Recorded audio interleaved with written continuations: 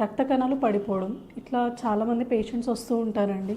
వీళ్ళల్లో ముఖ్యంగా జ్వరం, ఇంకా బ్లడ్లో ఇన్ఫెక్షన్తో ఉండే వాళ్ళని మనము రక్త కణాలు పడిపోవడం చూస్తూ ఉంటాము. అసలు రక్త కణాలు ఎందుకు పడిపోతాయి అంటే, మన బ్లడ్లో ఇన్ఫెక్షన్ తీవ్రత ఎక్కువగా ఉన్నప్పుడు ఈ రక్త కణాలు అనేవి పడిపోతూ ఉంటాయి. అంటే మన బాడీ సరిగ్గా ప్రొడ్యూస్ చేయలేకపోవడం ఈ రక్త కణాలని, మరియు ఈ ఇన్ఫెక్షన్ వల్ల ఆ ఇన్ఫెక్షన్ మైక్రోబ్ ఏదైతే ఉంటుందో అది ఆ రక్త కణాలను తినేయడం. ముఖ్యంగా డెంగ్యూ పేషెంట్లలో ఇది చూస్తూ ఉంటాము.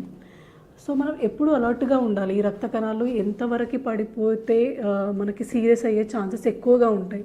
సో తెల్ల రక్త కణాలు, మనకి ప్లేట్లెట్స్ ఇవి పడిపోవడం వల్ల మనకు సివియారిటీ ఇన్ఫెక్షన్ ఎక్కువగా ఉన్నట్టు, అంటే ఇన్ఫెక్షన్ తీవ్రత మన బాడీలో ఎక్కువగా ఉన్నప్పుడు మనం ఈ రక్త కణాలు పడిపోవడం అనేది చూస్తుంటాము.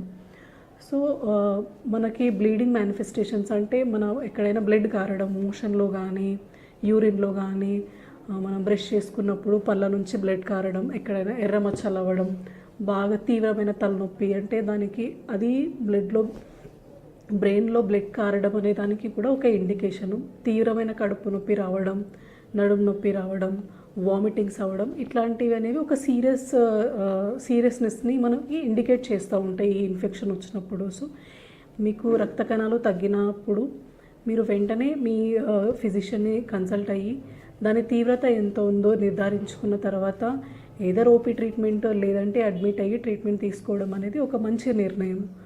సో ఎప్పుడైనా ఇట్లాంటి సమస్యలు ఏమున్నా కూడా వెంటనే మమ్మల్ని సంప్రదించగలరు.